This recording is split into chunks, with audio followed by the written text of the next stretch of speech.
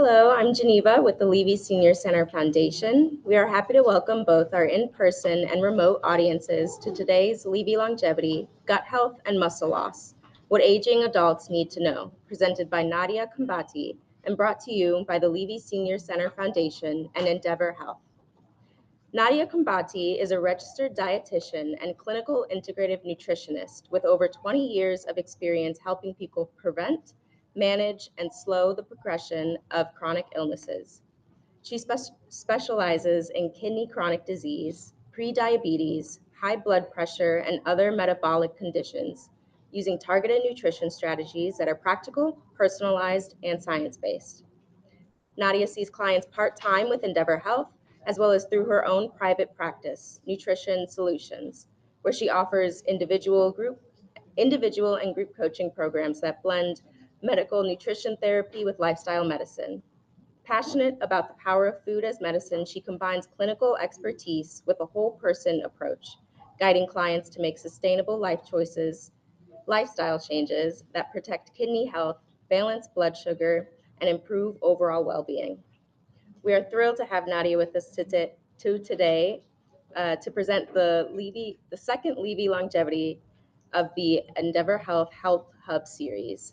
This program is made possible by the Levy Senior Center Foundation and the City of Evanston. As always, we appreciate your support of the foundation as we continue to work to connect our community of older adults. As a reminder, please reserve all your questions until the end of the presentation.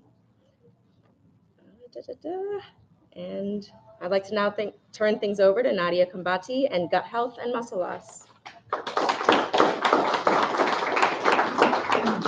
Hi, thank you everyone. Thanks for having me and for joining me on this slightly rainy afternoon, but it's a good day to sit inside and listen. See some familiar faces from a couple weeks ago, so thanks for coming back. Today I'm going to be talking about the role of digestive health and specifically gut health. Most specifically on how it relates to age-related muscle loss. So just as an introduction, the gut health sphere of things kind of started to explode maybe 5 to 10 years ago, where we really started to get into this idea of the gut microbiome and how it relates to multiple organ systems. And it kind of started with the gut-brain connection, right? So this discovery that we have this microbiome, these trillions of bacteria and microorganisms that live on and in us, and the fact that they talk to each other. So we've always had this kind of sense that, sorry, I wanted to start the timer so I can keep track of my time. We've always had this sense that the gut and the brain are connected, right? So, standing up here, if I feel a little nervous, I get butterflies in my stomach, I kind of get that connection, right? That's something I perceive in my mind is felt in my body. And so that connection was made, right? The fact that the brain can speak to the gut. We then discovered that that communication is bidirectional, meaning it goes both ways, right? So what happens in our gut potentially also affects our brain, which sort of changed the whole way that we think about, gut-brain access and mental health specifically, right? Because now suddenly we have medications that affect, let's say, serotonin levels in the brain, right? The happy hormone. Well, guess what? Like 70 to 90% of our serotonin is made in the gut, right? And so these discoveries have been really fascinating. And after kind of that gut-brain access, it has just exploded, right? So now we have gut kidney and we have gut heart, and we're understanding that kind of the effect of the microbiome on gut health is expanding to multiple organ systems and really is this communication system that happens inside of us without us really knowing about it. Oh, so that's my title slide. And that's my email if anyone wants to take a note of it. If you have any questions, please feel free to reach out to me at any time. I'm happy to answer any questions. There are some questions that already came through, and I'll try to answer them to the extent that they are generally applicable. But of course, that's my information. Okay. So this is a sense of what we mean when we talk about microbiome, right? That really On and inside of us, there are trillions of microorganisms. And specifically in the gut, we know that there are over 100 trillion different microorganisms, right? So when you think about our skin and our eyes and our hair and our organs, and usually right around the time I present this slide, people kind of, feel like, oh, there's all these like bugs that are on and in us, but that's how it is. They're there, and they're quite significant. And so it is kind of like an ecosystem, right? So we think of an ecosystem, right? A biome is an ecosystem, like a rainforest or a desert or a regular forest, right? And anything that happens to that ecosystem, right? Any dysfunction will have downstream effects. So the biome of our bodies, the microbiome, meaning small, with these microorganisms, is our human ecosystem. And it is affected by multiple factors that we're exposed to from the time we are born. Our genetics, our age, the culture within which you grow, the place where you are born, where you live, certainly diet, lifestyle, stress, and sleep.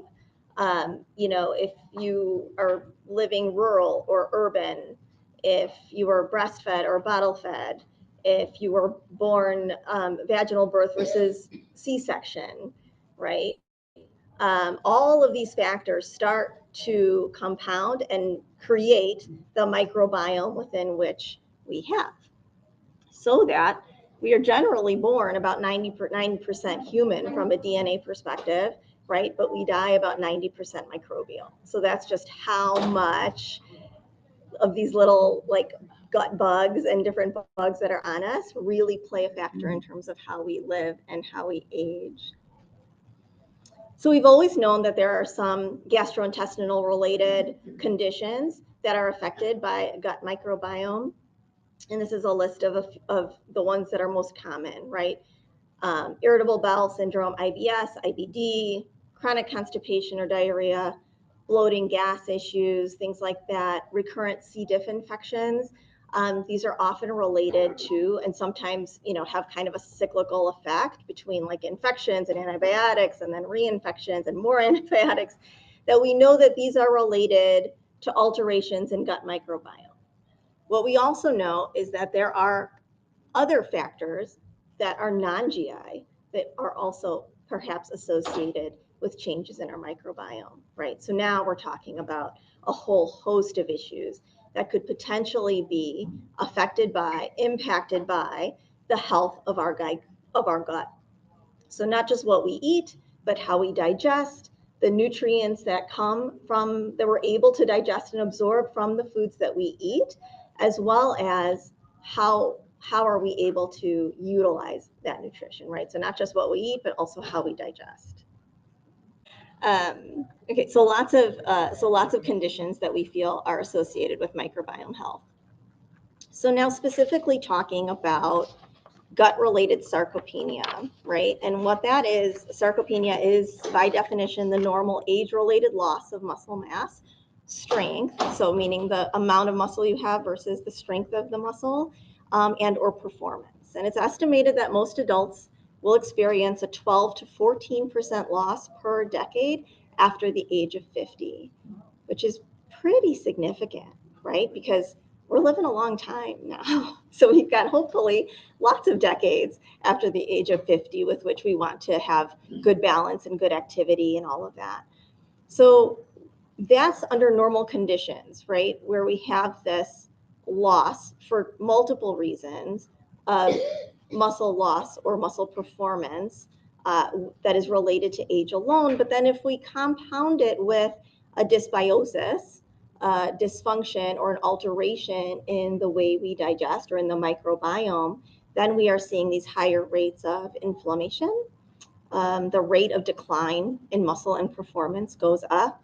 And then, of course, then the need for hospitalizations and the need for skilled care also goes up, right? Because suddenly we're losing strength and then we go into the hospital and we are resting for several days and then we get weaker and then the rebound to get back to baseline is much slower. So it really can start to compound on us if we're not really mindful about it. So it's something interesting that we definitely want to keep in mind and be focused on. And the other piece of it that I forgot to mention is, there are also other issues that affect microbiome as we age, right? We generally get fewer microorganisms in our gut, right? So as we age, we tend to get less of a variety and abundance of microorganisms due to diet changes or medications or any other issues. We tend to have lower acid as we age. So the stomach acid production actually goes down a little bit, which interestingly sometimes leads to indigestion. So that lower level of stomach acid can cause other digestive issues, including heartburn, surprisingly enough, even though it sounds like a little counterintuitive. And then usually with age, our digestion slows down a little bit. So the rate at which we can process food is a little bit slower. And so the problem is that we have this sarcopenia that is a common age-related condition and affects most people, and it does increase our risks. There's some of the sarcopenia and the muscle loss actually is thought to start as early as in our 30s. So you can see how over time we are put at higher risk for chronic metabolic conditions that can contribute and kind of make this ball go faster than we want it to. Obesity, diabetes, general frailty, and related complications. So what do we have as a solution, right? There really are no medications that target muscle loss. What we have are lifestyle and dietary factors, exercise, certainly movement of any kind, fiber and prebiotics. So, the goal and sort of the minimum for fiber intake is 25 grams per day. The important thing to know about that is to start where you are. If you're at 25, terrific, keep it going and increase if you can. If you're at 10, don't go to 25. If you're at 10, go to 15, and then go to 20, and then go to 25, and sort of work your way there just for, again, good digestive health and to keep everything moving in the right direction. Probiotics, prebiotics, which goes along with fiber, and then just kind of having this more mindfulness around health and antibiotic use specifically, which I think has also come a long way in the medical community. A lot of physicians are much more aware of not wanting to use antibiotics unless they are really necessary. Okay. So our microbiome really is the foundation of where our nutrients come from. So when we eat food, the role of those microorganisms is to break down the carbohydrates and the protein and the fats that we eat and to break them down and to take the energy and supply it to the host, right? So that the host can live and have energy and thrive. But also there's byproducts of that process. So when these little gut bugs start to eat our food that we've already eaten and they digest it, they have byproducts that can transverse the intestinal lining. So it goes into the circulation system. It goes into our bloodstream. And those byproducts can either be pro-inflammatory or anti-inflammatory. And that's where we start to see the benefits of having really good gut health in terms of as it goes through the whole system. So we think about our microbiome kind of, as the soil in which, our gut bugs can grow and our nutrients can grow. And if that soil is poor, right, the growth will be stunted. But if we enrich the soil and try to make it better, we get variety and abundance of microorganisms in the gut, then we have a better chance at having better outcomes. Everybody still with me so far? Talking a lot about gut bugs. Okay. So nutrition for a healthy gut, right? Specifically, how do we do this?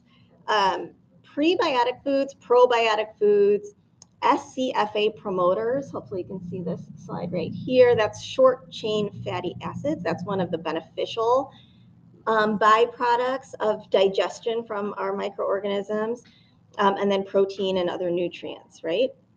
So prebiotic foods. Are people familiar? Have we heard the difference between prebiotic and probiotic? Okay. So probiotic is the microorganisms. That's where like probiotic pills that people take and stuff like that. That is the actual microorganisms that we want living and thriving in our gut and all over, as we discussed.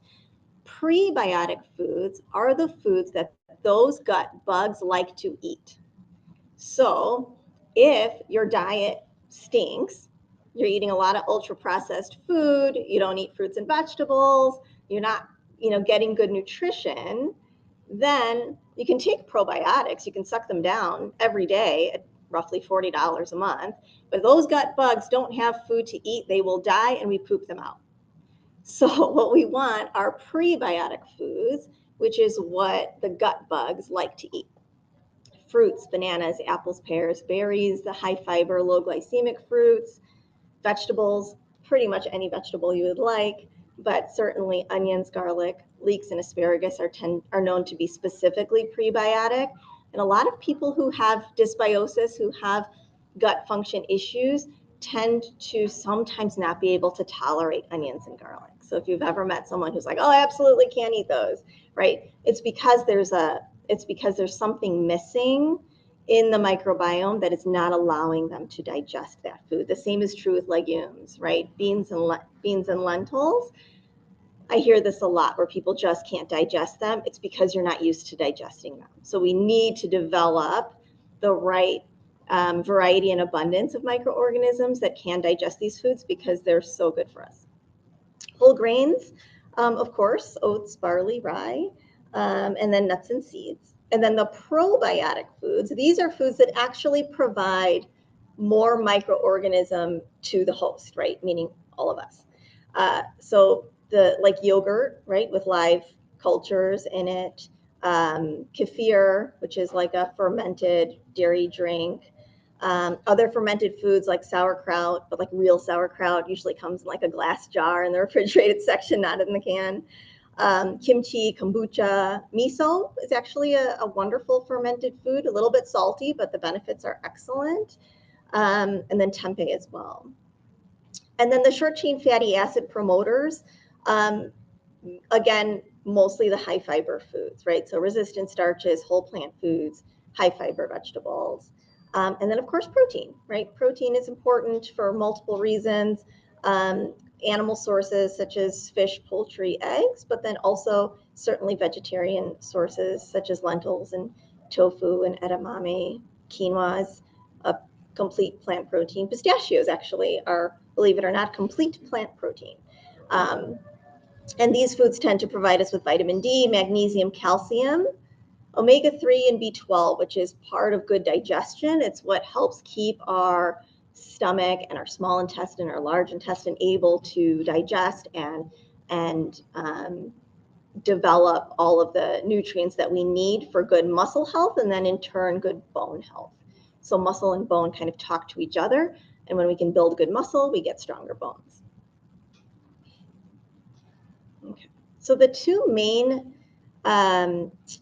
microorganisms that we focus on the most and that have shown up most in the research is the lactobacillus and the bifidobacterium. They are mostly sourced from fermented food and from live cultures. It's mostly what you're going to see if you look to buy a probiotic supplement. And they are known to enhance muscle mass. So in studies, both in animals and humans that have been done, in both situations, when these two microorganisms were introduced, there was an indication that we get growth of muscle and growth of strength in the muscle. And so those are important. We know that there's a direct relation to that. These two also are microorganisms that when they eat the food that they like, they produce the short chain fatty acids that we know do all the good stuff, right? So that's where the muscle strength comes in. That's where the inflammation gets lowered, is with these short chain fatty acids. And it helps us to maintain our muscle mass with age. The whole, the whole process that we were talking about in the beginning with the age-related muscle decline. So these are the two to look for the most. And then I did include this. It's a bit fuzzy, but you can look it up. It's Dr. Andrew Weil's anti-inflammatory food pyramid. And it just gives you a nice indication of all of this together. So if we're looking to eat in a style that is generally anti-inflammatory, it automatically means that it's going to be prebiotic and feed good gut bugs. You'll see that there's a base of fruits and vegetables, but always more vegetables than fruit. And then layered on top of that, we have grains and legumes, and then nuts and seeds, whole soy sources, organic soy preferred, healthy types of fish, and then other types of protein, eggs and cheese, and then there's some green tea, chocolate, dark chocolate, and red wine at the top, although now the red wine recommendation is gone. So it's, if you don't drink, don't start, is the new recommendation on that. Okay. And certainly lifestyle habits that help, right? So strength training and resistance exercise. I'm not a physical therapist. I'm not a trainer. I can't tell you what to do, but movement helps, right? So in any resistance helps, right? So if you have, limitations, wrist or shoulder issues, or certain movements that just aren't safe or possible, anything really is going to help, whether that's walking in water or climbing some stairs, just generally fighting gravity with movement is what we're looking to do. Good hydration for digestion and nutrient support, and then sleep quality. This area of sleep and microbiome is emerging more. We're really starting to understand how important it is, that elusive sleep, and having good management of that. And then of course stress. We know that stress can alter our good gut bugs as well. And so we really want to find ways to manage our stress. Breath work, certainly exercise helps with that. And then avoid smoking and limit alcohol. The alcohol actually is a very strong recommendation in terms of the fact that the more frequent the intake of alcohol is, the more likely you are to kill off the beneficial gut bugs in your microbiome. So something to keep in mind. Okay.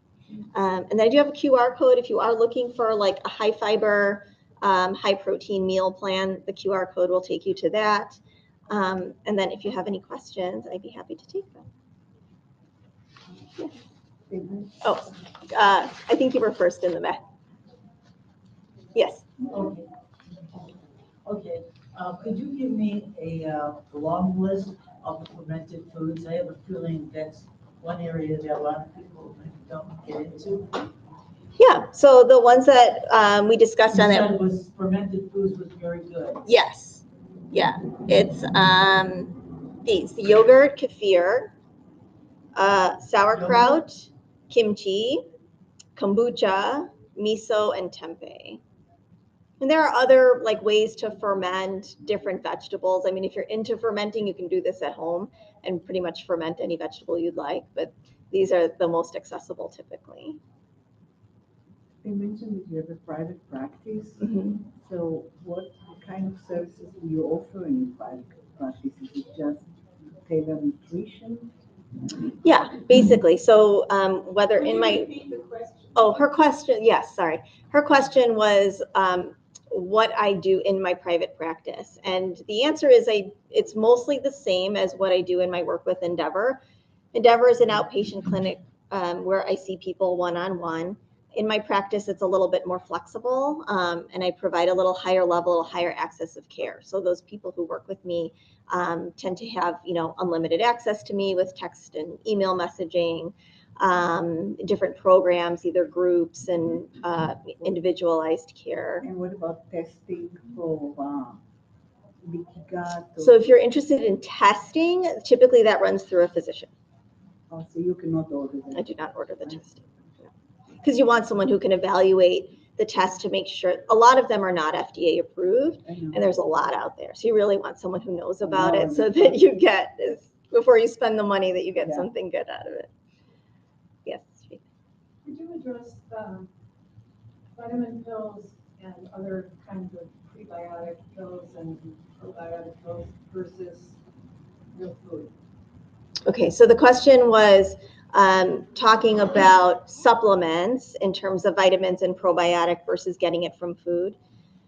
So with vitamins and minerals, a good multivitamin is considered foundation nutrition. So if you feel like you're not eating that well, or there are times when you're not eating that well, I do recommend people take a multivitamin just to kind of cover your bases. With probiotic, it's always best to get it through food. That said, what we really want is a baseline good diet of high fiber, good protein, not a lot of processed food, So if we get a good diet as a baseline, then hopefully the probiotics come with it, and then we can supplement them as needed. It is usually not common for me to recommend someone take probiotics every day forever and ever. Under most circumstances, and of course it's very individualized, we can usually do something like 90 days or 6 months, and then we take a break, or we switch strains of probiotic and do something different. But we really shouldn't need to take them on a daily basis forever and ever. All the fruits and vegetables are high in potassium. Is there a problem with having high potassium in the body? If you are generally healthy, no. What was the question? Sorry, I keep forgetting. The question was that a lot of fruits and vegetables contain potassium, and whether or not high potassium can be a problem. And my answer was, if you are generally healthy, then no, a high potassium diet has been shown to be quite preventive. Because I am a renal specialist, if you have kidney problems, you should speak to someone before you have a high potassium diet, just to make sure it's safe. Yeah. Hi, what's the minimum protein milligrams? Yeah, I mean, for required age. Okay, so the question was, what is a protein recommendation for diet for mature adults? Yeah. Generally, we're talking at a baseline of about 0.8 milligrams, 0.8 grams of protein per kilogram of body weight. So you take your weight in pounds, you divide by 2.2, and that gives you your weight in kilograms. And then you multiply it by 0.8, and that's baseline. For people who are very active, who do a lot of strength training, if you lift a lot of weights, then we might go up to 1 or 1.2, depending on what else is going on. Thank you. How long does miso last in the refrigerator if it's been open? That's such a good question. I'm not sure. I feel like I have some in my fridge. I could go check and let you know.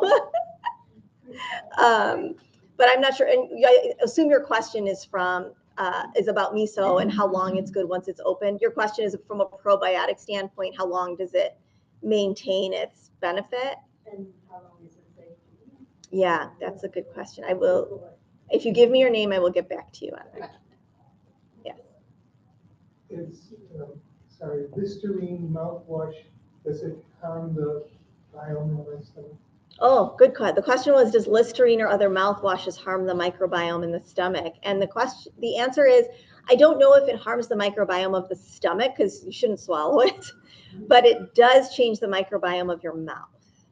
And that is actually very important in terms of keeping us healthy and helping us to digest, because everything starts with the saliva, right? That's where digestion starts. So it's actually not recommended. It is not. And so some of the studies have shown, and I'm going off of memory here, so please forgive me, that we can use products like Listerine, but the microbiome of the mouth will rebound very quickly. So if the question is kind of what is the benefit of what, like why are we using it? If there's some underlying issue with mouth or bad breath or, gingivitis or anything like that, we kind of want to get to what's that reason, right? What's the baseline? But you'll inevitably, even if you don't swallow it, if it's in your mouth, you just swallow some of it. You may, yeah. How does adding like powdered protein to like smoothies, Yeah. with vegetables and fruits and yogurt, is that a good way to get more protein? Sure. Yeah. So the question was, does adding protein to smoothies or yogurt or other foods count as getting more protein? And yes, it does. I always recommend people use a good quality, like either whey or plant-based protein. And typically, you want something that is pretty clean in terms of its ingredients. Personally, I've noticed that there are some that just don't digest well, and then I feel like, oh, what's in this, right? But if it's pretty clean, it usually digests very well, and yeah, it'll slow down your digestion, right? Because that's what protein does. But otherwise, it's perfectly fine to do that. And then the second question I have is, how does intermittent fasting affect the gut microbiome? If you're doing like 16 hours of Yeah. fasting and then trying to do your eating within a 6 to 8 hour period. Right. So that's how it, so the question was about intermittent fasting and how that affects the microbiome. And to your point, if you're fasting for a long period and then eating in a short window of 6 to 8 hours, right? The question is, what are you eating? Are you getting your nutrition in those 6 to 8 hours? Are you digesting it well, right? And if that's the case, then probably, the impact is very small. For people who fast a lot or fast a long period of time, there can be some weight loss and muscle loss that occurs with the fasting. But generally, intermittent by its very nature means it should not be all the time, right? It should be intermittent. So as long as that's the case, it really is about what you eat when you are eating and if you're digesting it well. Yes. Okay, my question is regarding probiotics. Okay. So mainly regarding, you already mentioned two strains, lactobacillus and the other one. So what about when we have to choose one probiotic because it's a lot in the market? So maybe focus about the strain and concentration. I mean CFU. So what will be your advice regarding to that? Okay, so the question was in terms of purchasing probiotics as a supplement, Yes. what are we looking for in terms of strain Generally. and colony forming units, CFU? So that's how you would evaluate a probiotic supplement, is you are looking at the strain, which to be honest, I think most of them are lactobacillus and bifidobacterium. Sometimes you'll see a little, Saccharomyces boulardii or a few other things thrown in there, but typically those are the two main ones. They're also the ones that come from food. So you're looking for that. You're looking for at least 1 billion CFUs on the label. And then you're also looking for something that has like a GMP, like a good manufacturing practice on it, so that like supplements in general, we want to be somewhat assured that we're getting what it says we're getting, right? And that it's, effective and at a minimum not harmful. So having some of that labeling helps. Yeah, you're welcome. Yes, back there. Is there a way to test or measure the health or balance of microbiome, gut microbiome? I think there is. There are stool tests that are available that typically I think they ship to you and you do the test and you mail it back and then they give you a whole report. As I was mentioning earlier, I don't know of any that are necessarily FDA approved. So there isn't one that I can recommend to you that I feel confident is good at that, but there are certainly practitioners who do that. And they may be able to tell you more, like functional medicine or integrative medicine at Endeavor will certainly be able to speak to that. There's a question over here. Yes. If tempeh and miso would be my only probiotic intake daily, what would be recommended amounts? How much miso, how much tempeh? Oh, that's a good question. I don't know. The question was if you're having miso and tempeh as your only probiotic source, how much would you have? Would you need to have? And that's a good question. I'm not sure what the dose and recommended frequency is of probiotic. I mean, in terms of say a crock pot soup. Mm-hmm. Thank you. Would I need a vast amount of miso or just? No, it's a very teaspoon, a tablespoon. Yeah, so it's typically a normal serving size, which would be a teaspoon or a tablespoon into, let's say, soup. But the key with miso is that it doesn't boil. I forgot about the serving size. Yeah. It's labeled. Yeah, exactly. Yeah. The idea generally is to try to input some level of probiotic in the diet and then try to maintain it with the rest of your diet. Yeah. What about the boiling of the miso? I missed that. So miso shouldn't be boiled, otherwise you'll kill off the probiotic. Oh, that's good too. Yeah. The gentleman earlier asked about using the gargles such as Listerine. Yeah. You expressed some concerns. What about using the products such as saline, salt water, or baking soda? Oh, sure. So the question was in relation to the question about the Listerine, would salt water, a saline solution, or baking soda also have the same effect? I don't believe it does. And the salt water may temporarily, I've heard that it's good for reducing, infection and inflammation in the mouth.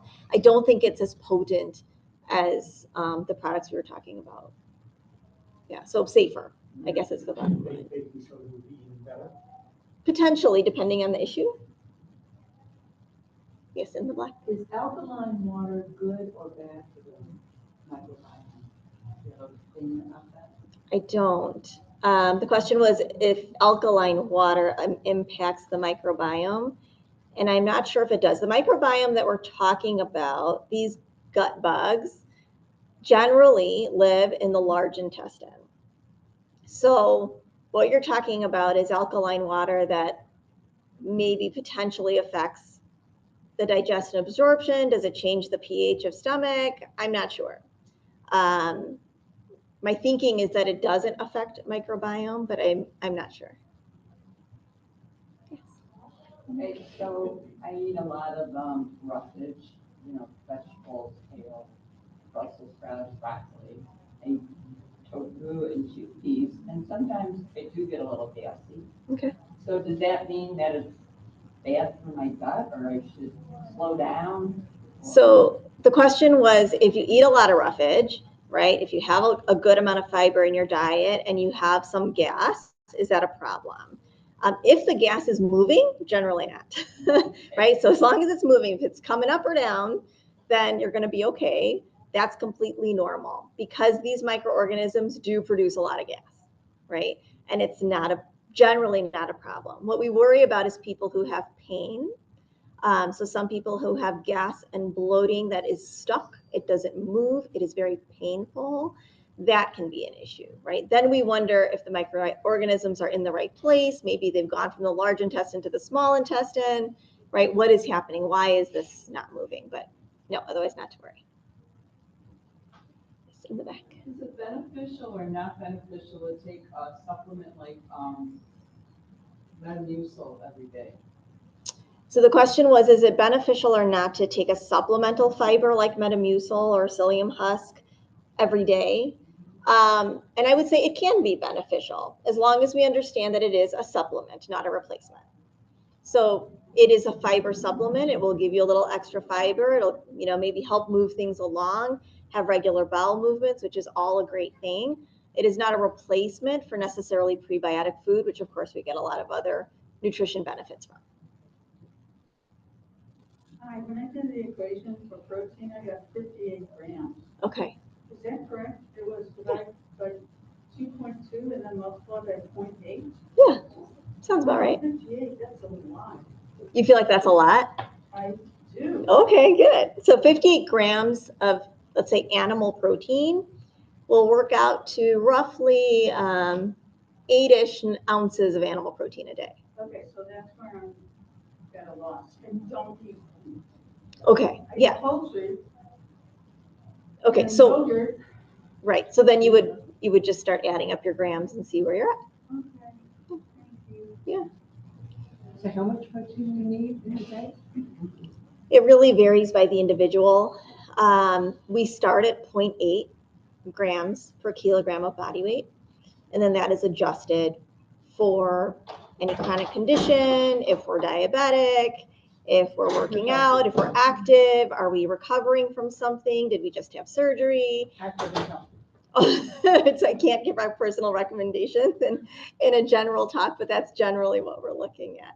We start at 0.8 and then we kind of adjust from there based on what else is going on. 50 milligrams? 50 grams. You just said something about 50 grams of animal protein. Right, because she had done the math for herself and came up with a number, and that's sort of considered a baseline. Baseline, 50. No, your individual number would be your baseline. And if you'd like personal advice, you're welcome to contact me. I just can't do it. I can't do it. I don't know anything about you. Vegetarian protein? Sorry? Vegetarian? Total protein. Total protein from any source. Total, okay, thank you. I have a question in terms of exercise and recovery time and the probiotics and so forth. Okay. If a person, let's say, is used to a regular physical activity program of resistance training. Okay. How does the diet or the gut do in terms of recovery time to keep so that they don't lose muscle because of the exercise? They balance it. You know, I don't know exactly how to say the question, but So your question is about if you exercise regularly. yes, and I noticed that recovery time is longer than it was as a young man. Got it. Now, how does the probiotic work in that so you could adjust the balance? Got it. Okay, so the question is related to exercise and resistance training and the recovery period from that, and whether or not there's a role that microbiome plays, the health of the gut plays in that recovery period from strenuous anything. It probably does play a role to the extent that the microbiome is how we digest and utilize the nutrients from our food. If you're noticing that your recovery time is longer than it used to be, some of it might be age related, some of it might be diet related, right? So are you adequately fueling that new and extra activity? And are you adequately fueling the recovery? And that's where the differences in protein recommendations come in, which is hard to generalize. Yes. That sure has informed me that I know nothing about microbiome. So thank you. But You're do welcome. you have any particular authors that I could pick up and educate myself more? You were stumping me with your questions today. The question was whether or not there are books or recommendations of authors on microbiome. Or just your whole lecture. It was all new to me, every bit of it. There definitely is. I am drawing a blank at the moment. You mentioned Andrew Weil. Yes. Yeah. So Andrew Weil runs the Weil Center out of the University of Arizona. A big integrative medicine doctor. He runs the Weil Center runs the fellowship for integrative medicine that physicians go to try to balance both. So definitely an excellent resource there. Perlmutter. Yeah, he might be Perlmutter. What's his first name? Do you remember? I don't remember either. But I'll get back to you on both of your questions. The number you gave for the integrative medicine is no longer in service. Okay, I will check into that and get back with you. So I sign up. Yes. I think you were saying that you shouldn't have a probiotic every day. Mm-hmm. So how can you determine what frequency you should have? So generally speaking, the question was if you're not wanting to have a probiotic daily, how do you know when you should have one? And I guess to generalize, the answer would be, how do you feel about your gut health, right? Are you generally eating, digesting? Are things moving in the right direction? Are there any signs that there's anything going askew, right? If anything is kind of going a little sideways. If not, then I would say, maybe 2 to 3 times a year, do a 30-day run of a probiotic just to keep things going. But otherwise, if you feel like your diet is pretty in line, you may not need it on a daily basis. That's my question. I think you were first. So, a couple questions. Does the microbiome affect saliva production, or does saliva production affect the microbiome? Question was whether or not what the relationship is, if any, between the microbiome and saliva production. I don't know. If you have a condition in which you have low saliva production, right, like some people have dry membranes like Sjogren's or something like that, then probably the microbiome is affected just because that's part of how we maintain microbiome health. But I don't actually know what the relationship is completely between the two. Okay, so a follow-up question. I don't know if you said, as far as one wanted to be tested, that you recommend one testing, I believe you said? I don't recommend any of the testing. I'm just not well versed enough or up to date on them to understand who provides what and what they're testing and whether or not it's actually giving you good, useful information. A lot of the testing out there, and there is a lot, can sometimes provide a lot of fear and sometimes unnecessary dietary restrictions for folks. So really a functional medicine or integrative medicine person would be who would recommend that. Would that be through?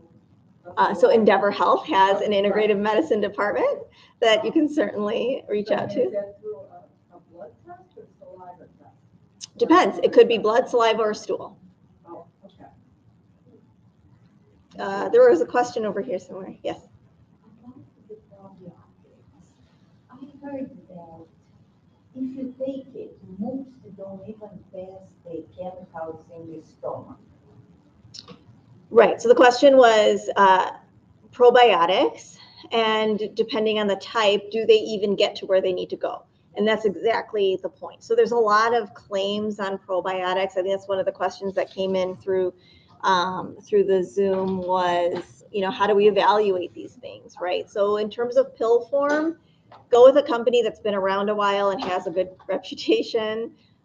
Look for some kind of good manufacturing practice, a GMP label or a USP label, which is United States Pharmacopoeia.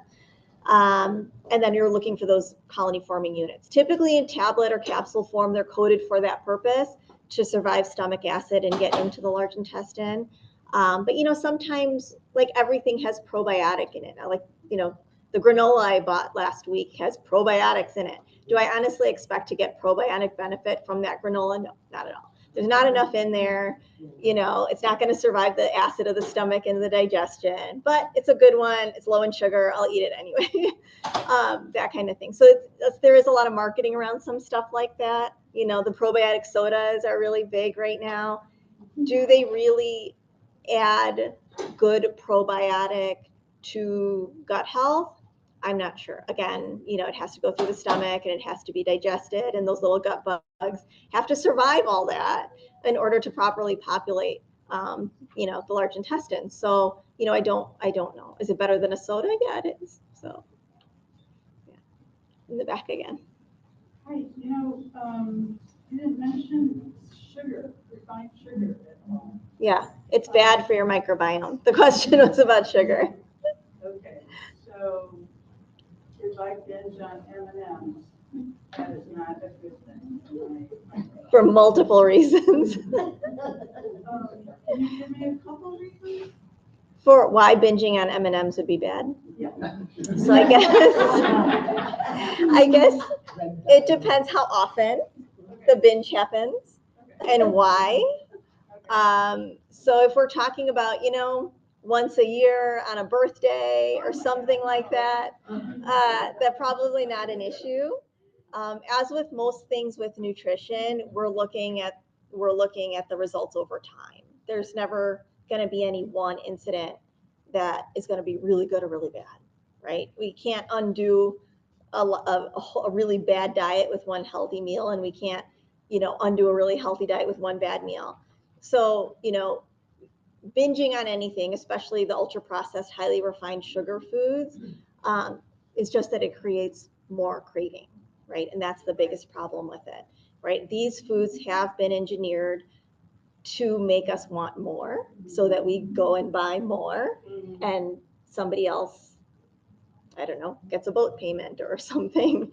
So that's really the issue. It's just so low nutrition, and it makes the craving worse.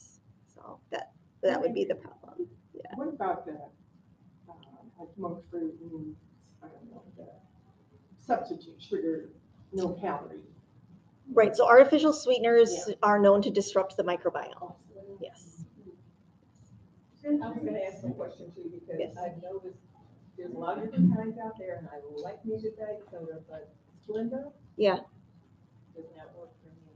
Okay. I'm busy for a day. Oh wow.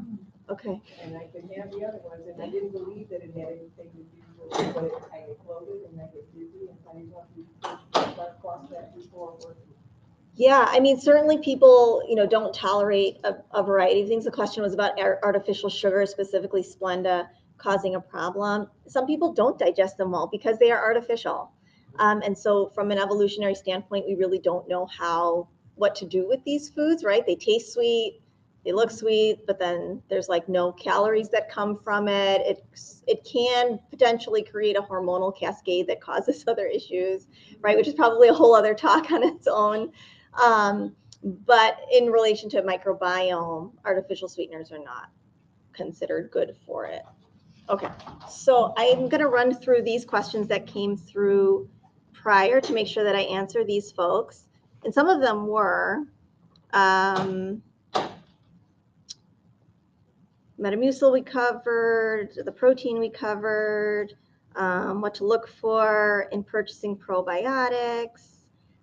There's a question here about what is the best diet for acid reflux. I've been put on meds and prefer not to stay on them. There really is no one diet for acid reflux. We know there are common triggers, right? Spicy food, acidic foods, fatty foods, things like that. But with reflux, when things, again, start not moving in the right direction, they're coming back up, we're looking at diet. So maybe fiber will help, just generally looking at overall diet, but that's hard to answer in general.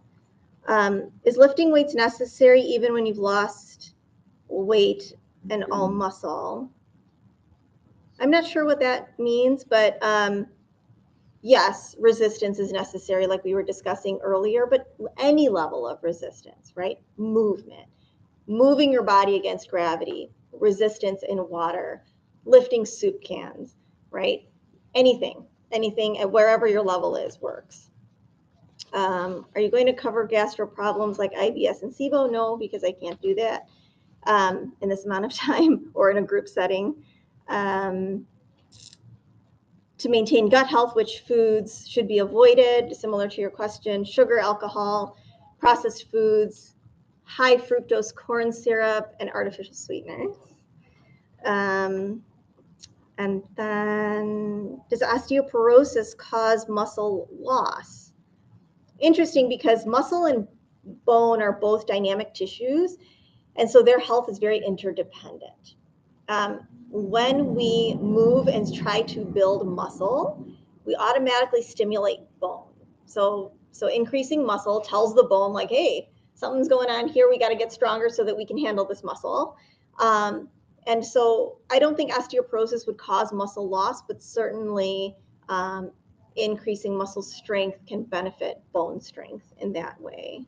And then also multiple other factors, right? Like testosterone levels and parathyroid hormone and, other endocrine functions, vitamin D. There's a lot that goes into that. But generally, bone and muscle are related.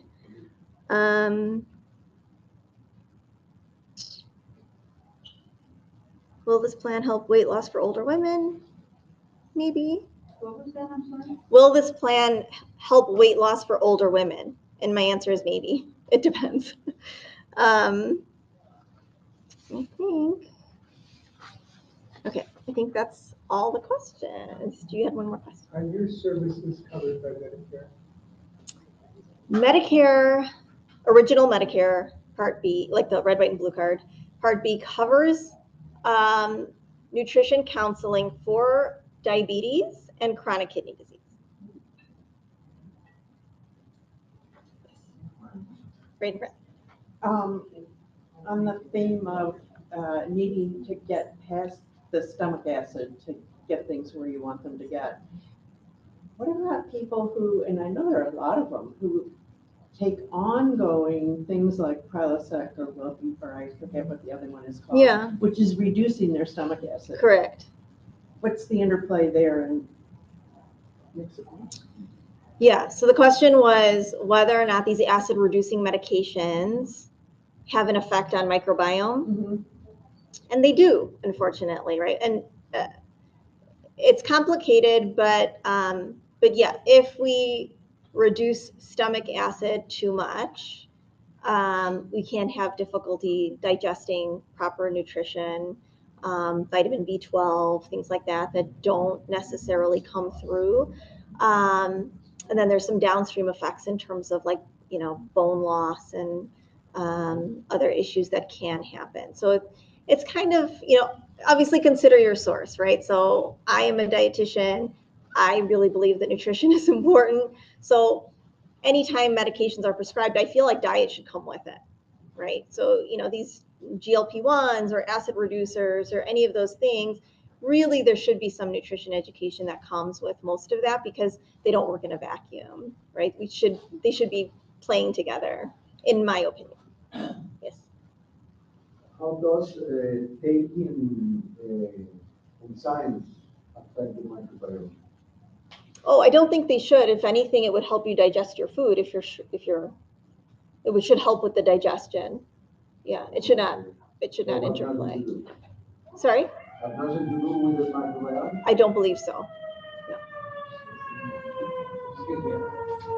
My wife has celiac problem. Okay. And how does that affect the microbiome? I notice there's a lot of talk about artificial sweeteners in them. I know that affects her system, but how, if you have this, have the gluten-free and the celiac problem, how does that balance out with your microbiome? So the question was in the presence of celiac disease, right, which is an allergy to gluten from wheat. How does that affect microbiome? And it shouldn't. One, if the celiac is controlled, then the damage to the gut lining should be minimal, hopefully. And then you get your fiber from the world's abundance of gluten-free foods, like fruits and vegetables and, wild rice and potatoes and things like that. Yeah. Yes. Hi, we have stevia, erythritol, and monk-fruit as sweeteners. Right, so we talked about that. The artificial sweeteners are not recommended in talking about microbiome health. Really, if they're plant-based, they're still artificial? Yeah. Whoa. Okay, thank you. Yeah. Does that include stevia? It does. Yeah. So again, the poison is in the dose, right? So if we're using it as like, hey, artificial sugar, I can have as much as I want all day long, that probably is going to be a problem with anything you do that to. Using it intermittently to help control blood sugars and other conditions, certainly there's a place for that. But, in this talk about microbiome health, the artificial sweeteners are not recommended. I take milk of magnesia for deodorant.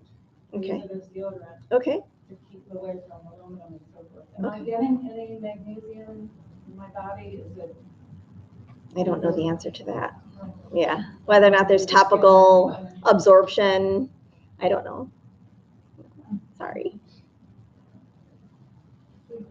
Question? No? We're all good? Okay. All right. Thank you so much for your time. I really appreciate it.